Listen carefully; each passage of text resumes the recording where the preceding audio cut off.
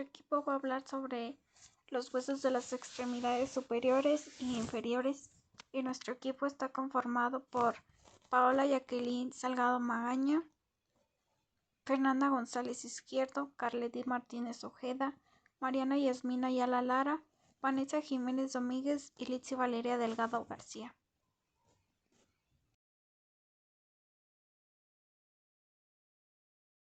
La clavícula es un hueso que se forma de una forma S, que es de este lado a este lado.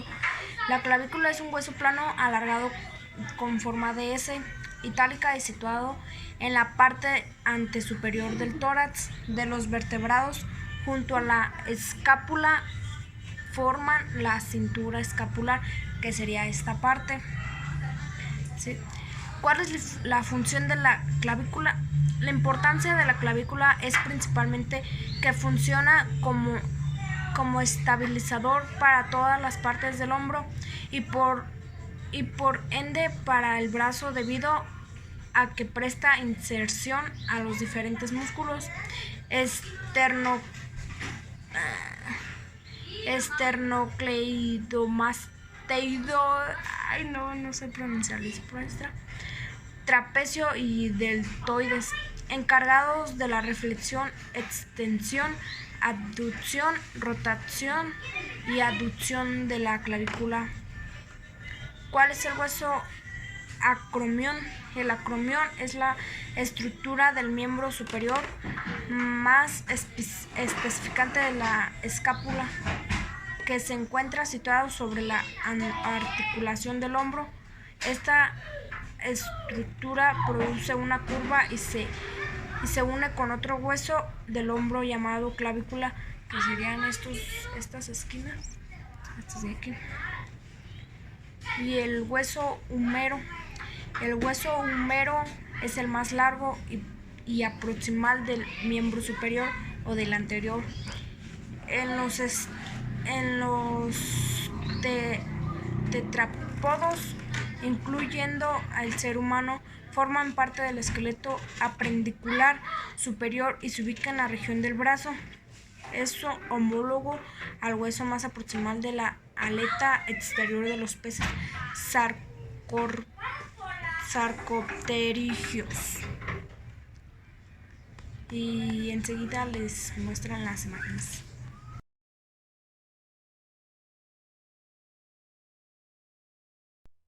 Mi nombre es Vanessa y voy a hablarles sobre cúbito y carpo.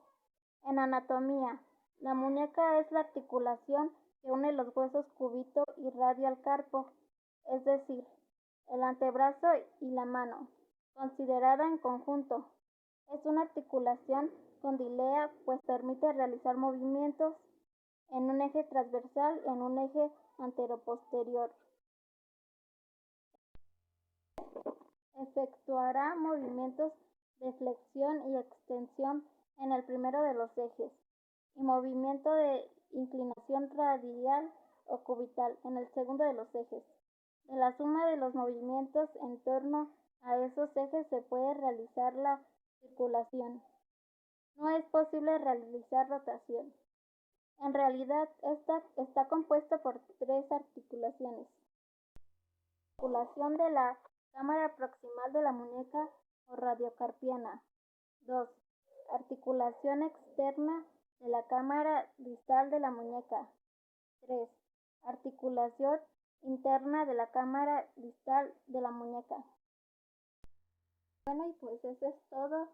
Enseguida les mostrarán algunas imágenes de cúbito y carpo. Gracias.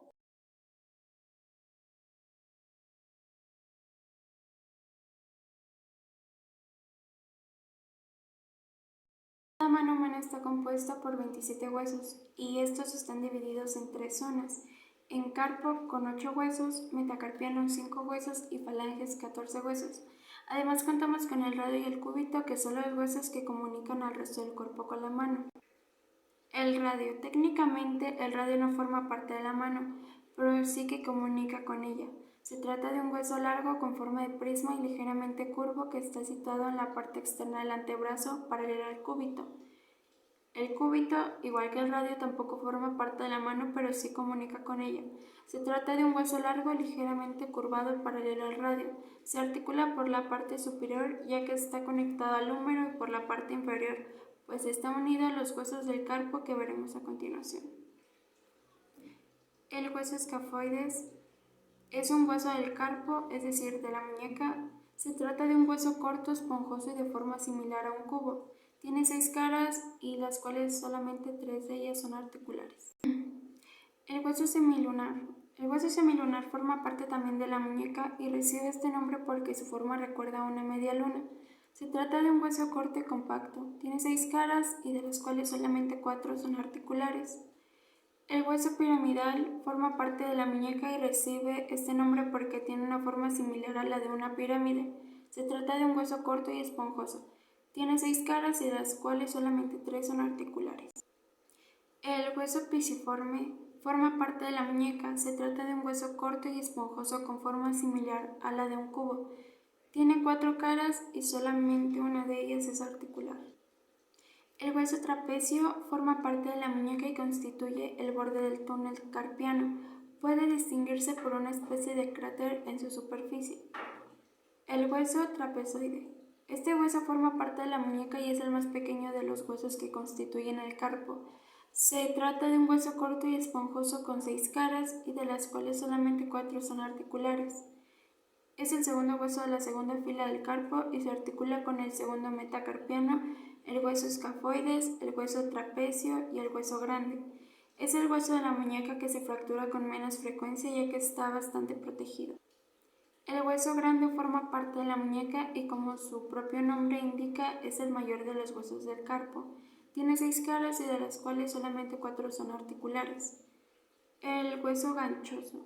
Este hueso forma parte de la muñeca y tiene forma piramidal. Tiene 5 caras y de las cuales solamente 3 son articulares. Es el cuarto hueso de la tercera fila del carpo y se articula en el cuarto y quinto metacarpiano, el hueso piramidal, el hueso grande y el hueso semilunar. Su principal función es la de permitir el movimiento del dedo meñique y del cuarto dedo. Huesos metacarpianos. Esta área constituye lo que sería la palma de la mano y está formada por 5 huesos. Cada uno de ellos comunica con uno de los 5 huesos de la mano. A pesar de ser cortos, poseen propiedades de los huesos largos, forman la parte ósea central de la mano y comunican por su parte inferior con los huesos del carpo vistos anteriormente y por su parte superior con las falanges.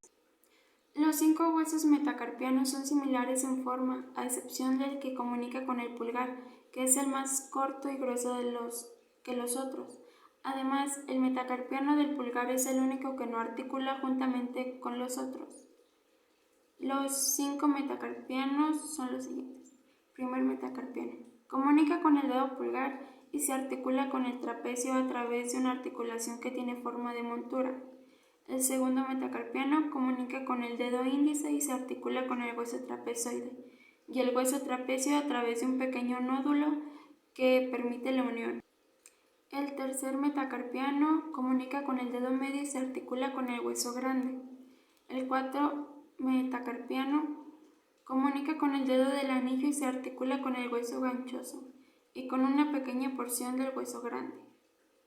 El quinto metacarpiano comunica con el dedo meñique y se articula con el hueso ganchoso. Las falanges conforman los dedos de la mano. Hay un total de 14, pues cada dedo está formado por 3 falanges, a excepción del pulgar, que solo tiene 2. Cada una de las falanges conecta con su respectivo metacarpo que hemos visto anteriormente. Las falanges proximales. Los 5 dedos tienen estas falanges. Es el primer hueso de cada uno de los dedos, por lo que es la parte que comunica con los huesos del metacarpo. Son las falanges más largas y en su extremo tiene una superficie articular que las une con las falanges medias o la distal en el caso del dedo pulgar. Las falanges medias. Tenemos 4 falanges medias, ya que el pulgar carece de ella. Como su propio nombre indica, es la falange central. Son más cortas que las falanges proximales y se unen tanto a ellas como a las falanges distales mediante una articulación. Las falanges distales. Tenemos 5 falanges distales, las cuales también reciben el nombre de falangetas debido a su pequeño tamaño.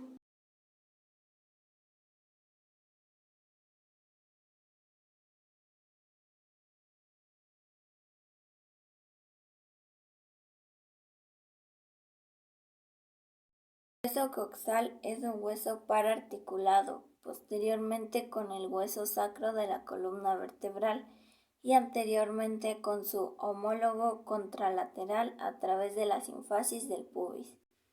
Este hueso forma la cintura pélvica, es el resultado de tres piezas óseas primitivas, el ilión, el isquión y el pubis. Estas convergen en la fosa acetabular. El hueso coxal se ubica entre la parte inferior del abdomen y en la parte superior de los miembros inferiores. Características del hueso coxal. Es el principal contribuyente de la pelvis junto con el sacro y el coxis, con el cual se articula posteriormente. Una de las características del hueso coxal es su constitución como un verdadero hueso plano con 2 láminas de hueso compacto cubriendo el hueso esponjoso. Partes del hueso coxal se describen 2 caras, 4 bordos y 4 ángulos en el hueso coxal. Cara lateral. La estructura más característica que se puede encontrar en la cara lateral del hueso coxal es una cavidad articular amplia, redonda y profunda denominada acetábulo, que se encuentra circunscrita por el borde acetabular. Región posterior para la inserción del glúteo mayor, región media para la inserción del glúteo medio, región anterior para la inserción del glúteo menor. Cara medial. Esta cara medial se divide en las regiones por la línea arcuata, que también recibe el nombre de innominada y que va dirigida de arriba a abajo y de atrás hacia adelante. Una región superolateral denominada fosa ilíaca. Una región inferior medial donde se aprecia la tuberosidad ilíaca. Borde anterior. Este borde tiene una participación vertical orientada hacia abajo que luego cambia bruscamente de posición, haciéndose horizontal hacia medial. Espina ilíaca anterior superior, escotadura innominada, espina ilíaca anterior inferior, depresión de músculo psoas ilíaco, eminencia iliopúbica o iliopectínea, cresta pectínea, vértice medial de la superficie pectínea, cresta del pubis, borde posterior. Tiene una dirección casi vertical y se diferencian claramente los siguientes elementos característicos: espina ilíaca posterior superior, espina ilíaca posterior inferior, escotadura ciática mayor, escotadura ciática menor, espina ciática, escotadura ciática menor, tuberosidad isquiaca. Funciones del hueso coxal. Es uno de los huesos que más inserciones musculares recibe y es responsable en gran medida del traspaso de las fuerzas mecánicas corporales a los miembros inferiores.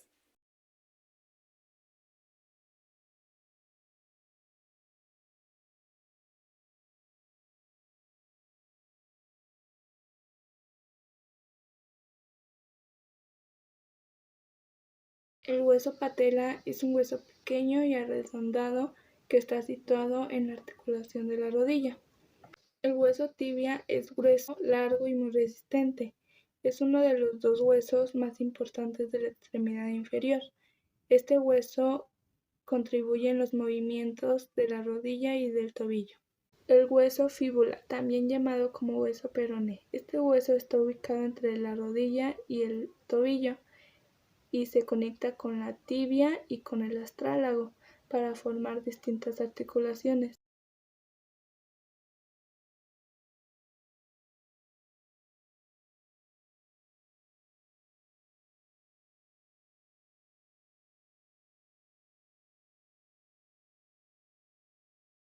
¿Qué es el tarso? Es la parte posterior del pie, situada entre los huesos de la pierna y las metatarsianos. Está comprendida por 7 huesos, llamados en conjunto tarsianos, dispuestos en 2 hileras. Su función es que todas las cargas del pie puedan distribuirse correctamente y de que todos los pequeños huesos trabajen en conjunto para mantener el pie en su correcta posición. ¿Y cuáles son los 7 huesos? El primer hueso es el astrágalo, es el único hueso del pie que se articula con la pierna. El 2 es el hueso calcáneo, es el hueso más grande del pie y se encuentra por debajo del hueso astrágalo y conforma todo lo que nosotros definimos popularmente como talón. El hueso calcáneo posibilita la flexión del pie y evita las torceduras. 3. El hueso escafoides, también conocido como navicular, y se encuentra en la parte media del torso. El 4 es el hueso cuboides. Se encuentra en la parte más lateral del tarso y, como su propio nombre lo dice, tiene una forma ligeramente cuadrada y dispone de un pequeño bulto en la parte inferior. Es un hueso muy importante, ya que transmite la fuerza procedente del tobillo al resto del pie. 5. Primer hueso cuneiforme. Los huesos cuneiformes, también conocidos como cuñas, son una fila de 3 huesos que se localizan en el tarso y que comunican a este con el metatarso. 6. Segundo hueso cuneiforme. Este localizado entre la primera y la tercera uña.